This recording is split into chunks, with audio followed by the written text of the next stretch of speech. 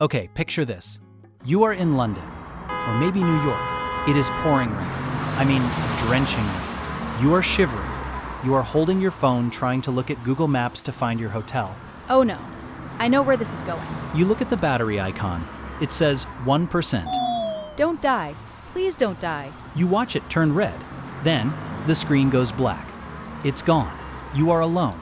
You don't know where you are. You don't know which way is north. And everyone around you is walking fast, looking at the ground, trying to ignore you. That is actually terrifying. That is the definition of urban loneliness. Your heart starts racing. You realize you have to do the unthinkable. You have to actually speak to a stranger. The horror. And cut.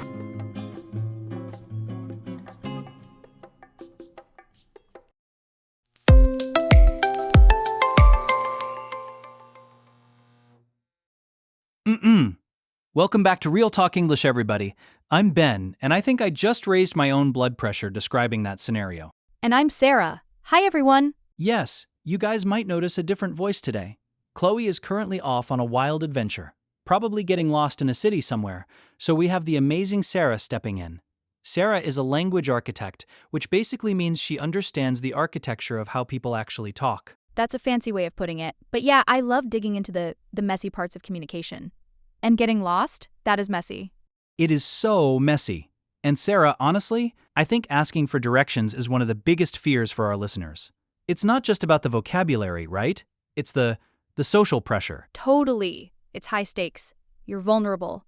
You need help, but you don't want to be a burden. Exactly. You feel like a nuisance. So let's solve this. We are standing on that rainy street corner. We need to stop someone. What is the first thing that comes out of our mouths? Do I just yell, help? Please don't yell help unless you are actually in danger. Okay, so the standard textbook phrase is, excuse me. Excuse me. Simple enough. It is simple, but be careful with the tone. If you say it flat, like, excuse me, it sounds like you're trying to get past someone on a crowded train. Like, move out of the way. Oh, right. Or if you say it with a falling tone, excuse me, it sounds like you're offended. Exactly. Like, how dare you? So you need that rising, questioning intonation.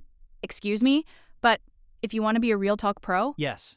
Give us the pro tip. you should use a softener. My absolute favorite is, sorry to bother you. Sorry to bother you. Ooh, that is good. It works like magic, especially in busy cities like New York or London where everyone is rushing.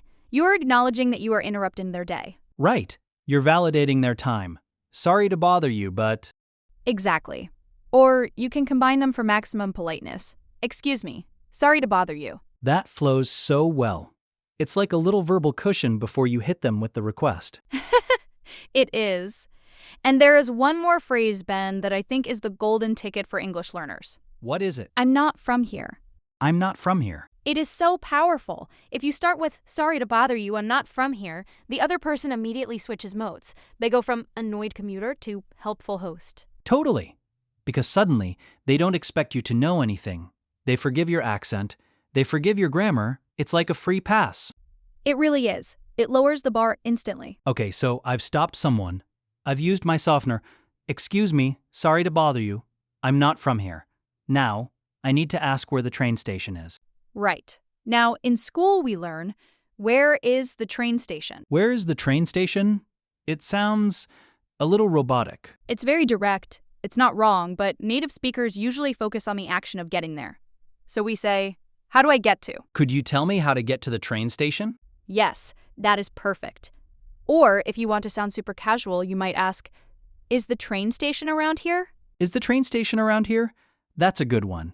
It implies you think you're close. Exactly. But Ben, what if you are totally turned around? Like you don't even know if you're walking north or south. That is me constantly.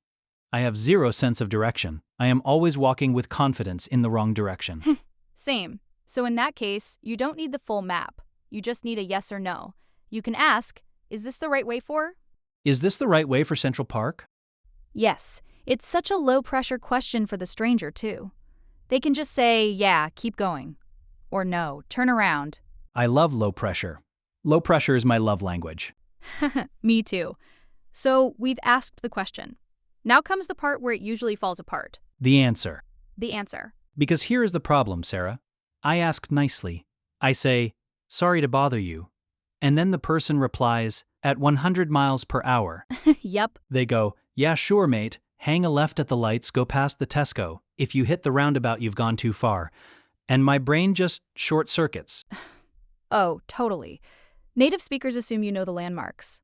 They don't use meters or minutes. They use stuff. Stuff. Let's decode the stuff. You mentioned lights. Yes, the lights. This is universal. We almost never say traffic light. We just say, go down to the lights. Go down to the lights. Okay. And what about when you reach the lights? You might hear hang a left. Hang a left. That just means turn left, right?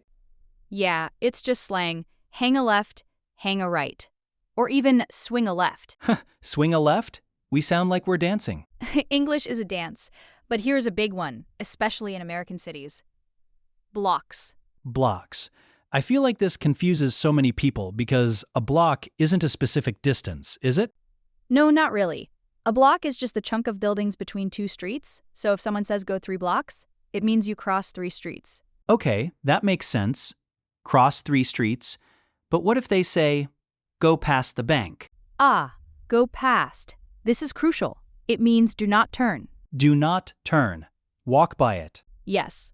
Keep walking until the bank is behind you. People mix this up all the time and turn at the bank. And then you're lost again. Exactly. And then there's another phrase native speakers use which sounds kind of violent. Hit. Hit? Like punch? No. Like, go straight until you hit the main road. Ah, it just means arrive at or reach. Exactly. When you hit the intersection, turn right. It implies a sort of impact, like you can't go any further. I like that. It's very visual. But Sarah, there is one phrase that I absolutely hate.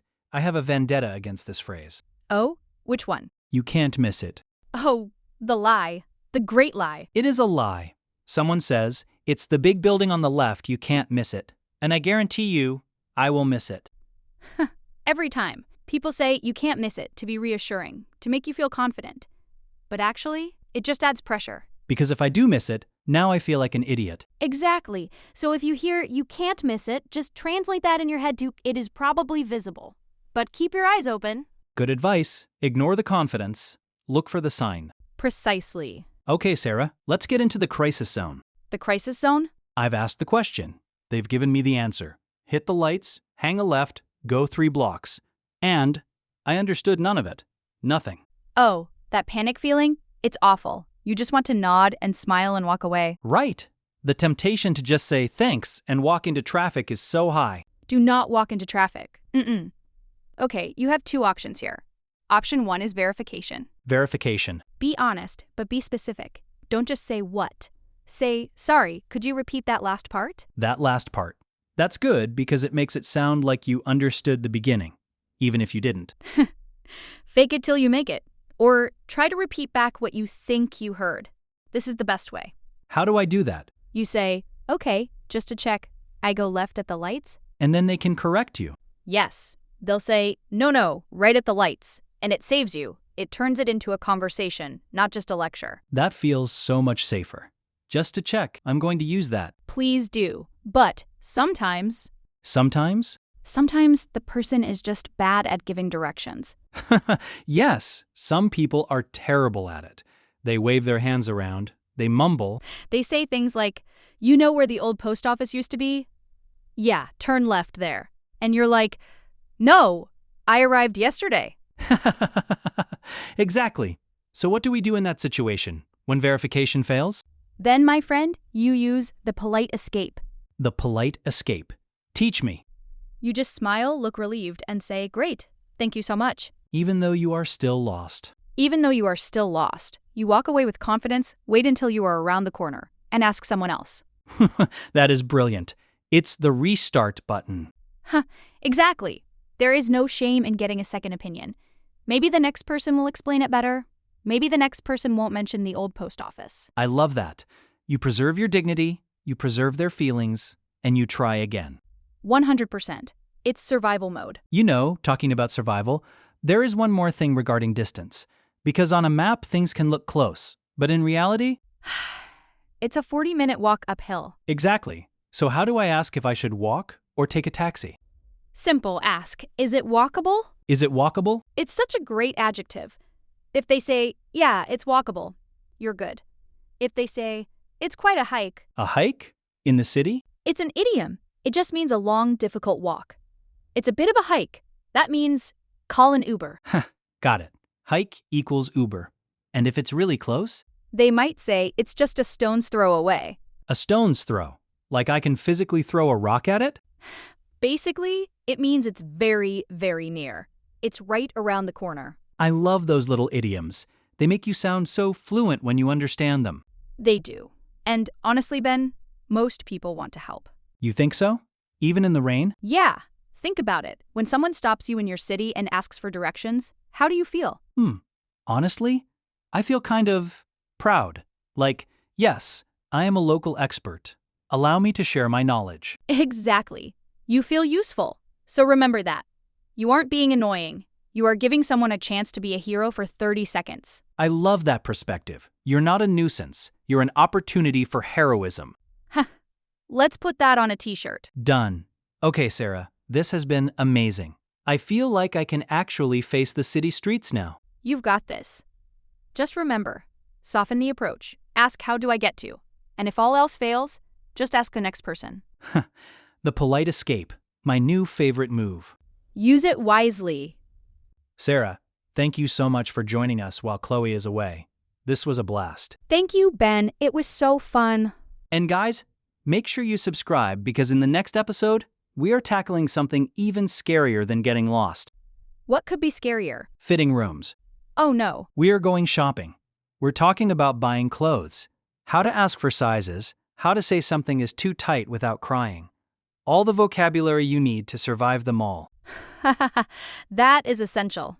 I will be listening to that one for sure. Awesome.